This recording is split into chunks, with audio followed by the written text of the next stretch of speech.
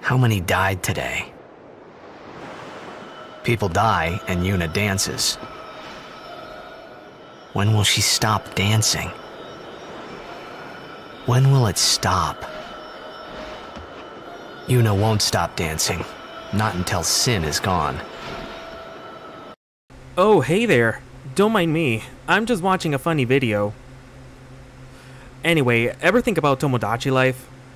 Yes, Tomodachilife. That one game on the 3DS that piqued the interest of many people when it was first announced and became one of the top sellers for the console after its release. Some people love it, some people know about it, and some others probably never even heard of the thing, which is why I'm making this video. Also, before we begin, I want to take the opportunity to say that I personally love this game. This video is coming out of a place of appreciation for it, so while I spent some time researching what I could about the game in order to give accurate information, the material discussed will be mostly written with some fact and some of my opinions involved. So if you're into that, then go ahead and keep watching, but if not, then you can feel free to write me a strong worded comment or just type in the word piss. But like with an angry emoji or something. I don't know, I'm not your dad. Anyways, let's continue with the video. So for those of you who don't know what a Tomodachilife even is, Tomodachilife is the name of a social life simulator published by Nintendo for the Nintendo 3DS, and released in Japan in 2013 and worldwide a year later, featuring everyone's favorite characters, the Miis.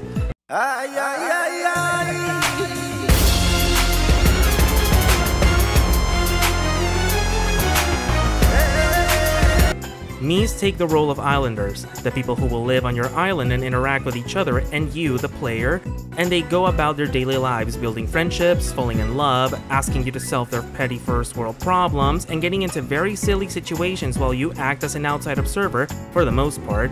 And as a little bit of trivia for those of you who don't know, this is actually the second entry in the series, the first entry being a Japan exclusive game called Tomodachi Collection on the Nintendo DS console. But that is a story for another day. Tomodachilife's reception was one to be expected of a game from its genre, overall very positive reviews and receiving average scores across the board, being praised for how unique and humorous it is, but also getting some critiques on certain aspects of its gameplay. As for the sales numbers, in Japan during its first week of release, Nintendo sold about 404,000 copies, and in September of 2014, which by then it had already released worldwide, it had already sold about 6.71 million copies. I don't know how precise those numbers really are, to be honest, but they're still pretty impressive, showing that it was a successful launch overall. As for the game itself, what is it even about? What's so darn intriguing about it that you would want to make an entire video talking about it, you may ask? And to that I say, there is plenty to say about it. Back in 2017, I had a friend who was very into that game since he had recently gotten his hands on a 3DS. He saw that Tomodachilife was on sale, so he decided to get it along with his console, and he was kind of obsessed with it for a while, to the point that almost every time I'd see him, he would be playing it and telling me about how his Miis were just doing the craziest things. After a while of being curious, I decided to pick it up a few weeks later, and let me tell you, after a few days of trying to find out what the deal was with this game, I started to see the charm. Now, I'm not going to say it was out of this world or that it was a new Sims killer, but for a while, I started to get into it as well. I started looking for Miis to add that would give me the most funny and cursed interactions just for laughs, and suffice it to say, I was hooked before I knew it. For those of you who haven't played it, Tomodachilife is a very simple game. First you name your home island and choose a Mii to be your first inhabitant. More often than not, this tends to be the player's own Mii, but nothing is stopping you from making any other Mii into your main islander. Once that's over with, the game throws you into a bit of a tutorial explaining how to care and interact with your Mii characters, how to increase your islander population by adding more Miis, what kind of activities you can do with your islanders, and so on. Honestly, it's really short. All of it does is explain the basics and let you take the wheel immediately after getting to meet your first character. However, while you are free to do as you please after a moment, you will still need to unlock most of the island's attractions and amenities by interacting with your islanders. Granted, these can be unlocked fairly quickly if you really want to, but the game encourages you to play casually and enjoy your time as you get acquainted with all of your chosen characters and take in the pretty sights. Also, something important to take into account is that the game runs in real time, meaning that if you play during the day, it'll be daytime in your island, and if you play at night, it'll be nighttime. Pretty simple, right? This makes it so that you experiment playing on both time cycles, since some activities are available during day and some during night, while others that are available during both can simply have slight changes that are pretty cool to see. As far as gameplay goes, the most input the player has over the game is adding islanders, buying items for them, which include food, clothing, room decorations, etc., visiting Miis in their apartment rooms and giving them said items, occasionally solving a problem or playing a minigame with them, and witnessing just how unhinged these little freaks can get when they think you can't see them during special events that you can stumble upon in the wild, or that they host themselves in places like the fountain, the beach, the concert hall, the observation tower, or the amusement park, to name a few. On the topic of minigames, they're pretty neat. Sadly, they can get repetitive and a little boring after a while of doing the same two minigames they somehow choose all the time, since these are random and once that minigame is over, you won't see it again until another Mii wants to play with you and chooses it, which also happens at random. When it comes to events, there's different types of events in the game. Some can happen in each of the islanders' apartment rooms, like having to help them sneeze, witness their dreams at night, draw over their faces while they sleep, have them make friends or go out on dates, maybe even propose and get married, while other events are scheduled. These are the kind that the game will let you know when they're happening, at what time, and in which location they'll be available at, like a fruit stall, or playing Final Fantasy IRL, or playing a round of knockoff Who Wants to Be the Millionaire, but instead of money, you only get weird answers from your Miis to even weirder questions. As you can see, while the game isn't too chunky in the content department, it makes up for it with endless possibilities and a very unique and unhinged sense of comedy. One of the things I love about this game is that no two islands will ever be exactly the same. Every scenario, every interaction, and hell, even every islander can be different despite being the same Mii.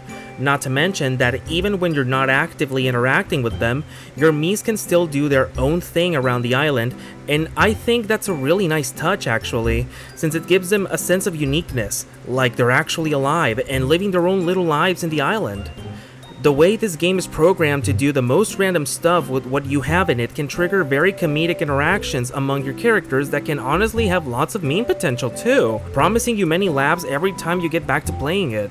Now, you might be thinking, this sounds pretty standard. It really isn't much to talk about at all. This game is quite frankly every other life simulator around, and you're absolutely right. However, its simplicity is what makes it so charming. The fact that you can make a vast array of characters, both fictional and based on real life, using the limited preset customization that the 3DS had, and have the game bring those characters to life and interact with each other in a way that you normally wouldn't see them, is something that you really don't see in other games as far as I know.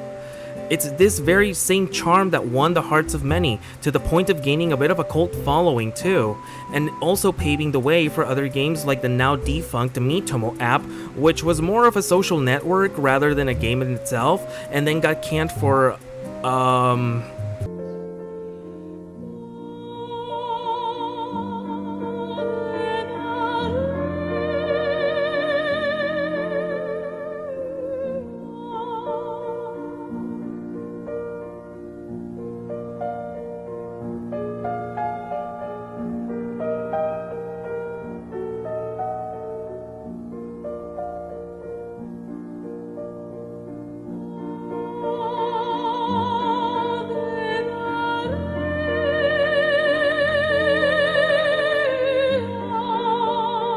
reasons.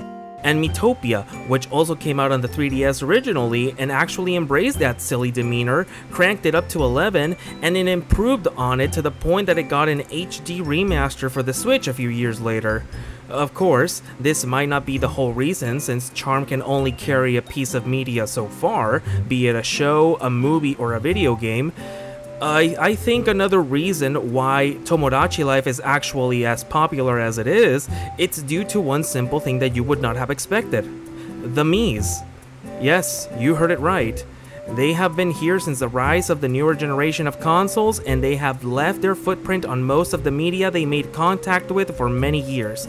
It's no secret that these little gremlins are loved by the entire Nintendo community. I still remember the debacle caused when the Switch released and the Miis were nowhere to be seen. I swear, some people were probably out for blood. Anyways, these avatars have slowly but surely become a staple for the company, and the community has actively encouraged Nintendo to keep the Miis relevant on various occasions. My personal guess of why this may be is because people feel more immersed in their experience when exposed to it through the eyes of their own avatar or characters, and this just makes the adventures that much more meaningful and memorable. Taking into account how popular and beloved the Mii characters have been within the community of Nintendo gamers during their existence, it is clear that their presence and legacy has been really strong over the years. From humble beginnings like Wii Sports and Wii Play, to running laps around in the Olympics alongside Mario and Sonic, to fighting side by side with industry heroes and villains in Super Smash Bros., to even getting their own content and media. Hell, even sprouting their own memes. Tomodachilife really has been a testament to the love for lightheartedness and wholesome fun that more games need, opening the doors for a brighter future for these silly caricatures, as we all hold our hands closed and with a prayer in our mouths that Tomodachilife gets a new installment announced somewhere sometime soon for the Switch. I know this is just hopium at this point, but a poor gamer can dream.